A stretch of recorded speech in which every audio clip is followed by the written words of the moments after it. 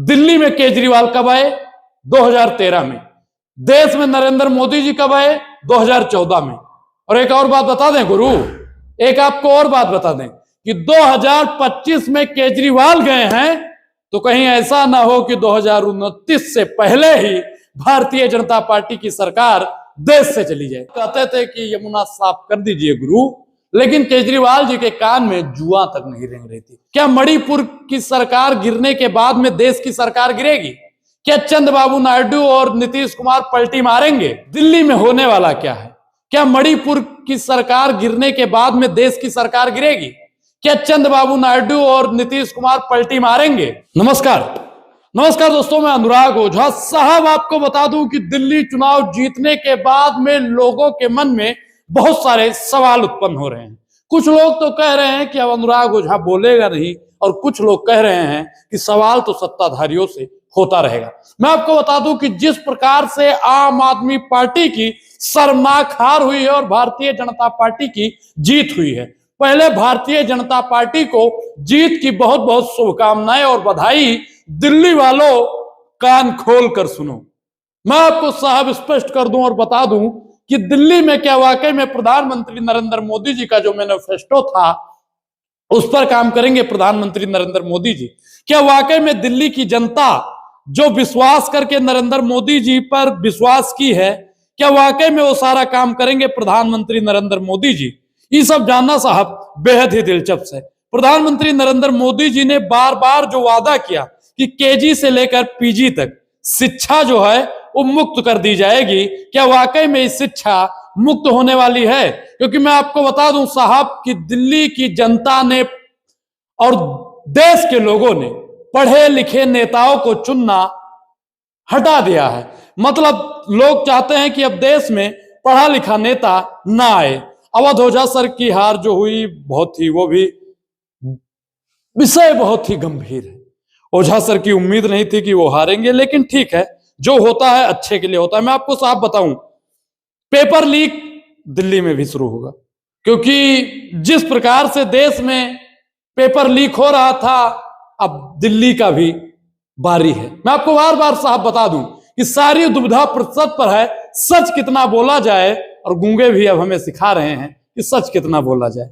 अब साहब दिल्ली में जो हो रहा है, और दिल्ली का सीएम कौन होगा ये बहुत बड़ा सवाल है, लेकिन उससे पहले मैं आपको बता दूं कि दिल्ली में ही भले ही भारतीय जनता पार्टी ने सरकार बना ली हो, दिल्ली में भले ही भारतीय जनता पार्टी ने सरकार बना ली हो, लेकिन मणिपुर की सरकार को गंवा दिया। जानते हैं गुरु कैसे?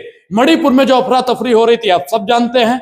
लेकिन कल जो वहां के मुख्यमंत्री हैं देवेंद्र, उन्होंने इस्तीफा दे दिया। इस्तीफा देने से वहां पे अब राष्ट्रपति शासन।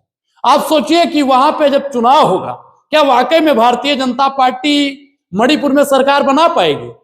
भारतीय जनता पार्टी का मणिपुर में तो साफ सुपड़ा साफ हुआ। एक कहता है ना साहब कि एक हाथ से खाया एक हाथ से निकाल दिया, मतलब एक कान से सुना एक कान से निकाल दिया। तो मतलब इधर अगर भाजपा जीती तो इधर से एक सीट गंवा भी दी। कल कोई मेरे पास फोन किया और बोला लगता है कुछ राज्यों में ही बचा है जहां भाजपा की सरकार नहीं, वहां भी आ जाएगी। तो साहब हमने भी उनको रात में जैसे ही फोन किया उन्होंने फोन नहीं उठाया। अब आप बताइए कि दिल्ली का मुख्यमंत्री कौन? दिल्ली में होने वाला क्या है? क्या मणिपुर की सरकार गिरने के बाद में देश की सरकार गिरेगी? क्या चंद्रबाबू नायडू और नीतीश कुमार पलटी मारेंगे? क्या भारतीय जनता पार्टी दिल्ली जीतने के बाद में अशुभ हो गया है? मैं आपको एक चीज और बता दूं गुरु, आपके मन में बहुत सारे डाउट्स होंगे। दिल्ली में केजरीवाल कब आए? 2013 में। देश में नरेंद्र मोदी जी कब आए? 2014 में। और एक और बात बता दें गुरु, एक आपको और बात बता दें कि 2025 में केजरीवाल गए हैं तो कहीं ऐसा ना हो कि 2029 से पहले ही भारतीय जनता पार्टी की सरकार देश से चली जाए। आपके मन में साहब बहुत ही विचार उत्पन्न हो रहे होंगे कि ये कैसे। आप सोचिए कि जब गठबंधन में पहली बार दिल्ली पार्टी ने कांग्रेस से मिलकर सरकार बनाई थी, उसके बाद में केजरीवाल जी ने इस्तीफा दिया था, उसके बाद में उनके 67 सीट आई। उसके बाद में जब चुनाव हुआ तो उन्होंने 62+ सीटें जीती। लेकिन इस बार उनको 22+ सीटें भी नसीब नहीं हुई। इसके पीछे का कारण जानते हैं साहब? पूर्वांचल के लोग। पूर्वांचल के लोग बार बार कहते थे कि यमुना साफ कर दीजिए गुरु, लेकिन केजरीवाल जी के कान में जुआ तक नहीं रेंग रही थी। मैंने आपको यकीन देखा होगा आपने कि मैंने एक यमुना पर, यमुना के जो बचाओ आंदोलन, यमुना बचाओ आंदोलन जो हो रहा था, जो जंतर मंतर पर था, मैंने वहां का भी कवरेज किया था। अगर आपने नहीं देखा है तो हमारे यूट्यूब चैनल पर जाकर देखिएगा जरूर। साहब मैंने आपको एक एक पल पल की खबर दिखाई थी। आपको साहब मैंने वो भी वीडियो दिखाई थी जिसमें केजरीवाल का घनघोर विरोध हो रहा था। आपने वो भी वीडियो देखी होगी जिसमें बंदा कह रहा था कि हमको कुछ नहीं चाहिए, बस भाजपा चाहिए। अब वाकई में दिल्ली की जनता को कुछ नहीं चाहिए, भाजपा चाहिए थी, भाजपा मिल गई। लेकिन लेकिन लेकिन लेकिन लेकिन क्या भाजपा दिल्ली की जनता को वो सब दे पाएगी जो बोलकर वो जनता के बीच में आएगी? क्या वाकई में यमुना साफ हो पाएगी? क्या वाकई में केजी से लेकर पीजी तक शिक्षा मुक्त हो पाएगी?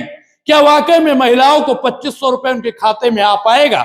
लेकिन ये सब होने के बावजूद क्या केंद्र में सरकार इनकी टिक पाएगी? क्योंकि केजरीवाल जब आए थे तब नरेंद्र मोदी आए। नरेंद्र मोदी तो भी हैं, लेकिन केजरीवाल जी चले गए। 1 साल का डिफरेंस था दोस्तों, मैं आपको बता दूं। 13 में केजरीवाल आए, 14 में मोदी, 25 में केजरीवाल जी गए। कहीं साहब 26 में ना चले जाएं। आप लोग सोचिए और कमेंट में जरूर बताइए, क्योंकि सवाल बहुत मेरे मन में भी है और आपके मन में भी है। दिल्ली को लेकर अगर आप कोई सवाल करना चाहते हैं, यदि आपका कोई सवाल है तो हमसे पूछिएगा जरूर। इस पूरी बातचीत पर आपकी क्या प्रतिक्रिया, अपनी प्रतिक्रिया जरूर दें। और अभी तक आपने हमारे चैनल को सब्सक्राइब नहीं किया है, ज्वाइन नहीं किया है, तो ज्वाइन करके तुरंत जुड़ जाइए। अब अनुराग ओझा को दीजिए इजाजत। शुक्रिया, बहुत बहुत धन्यवाद।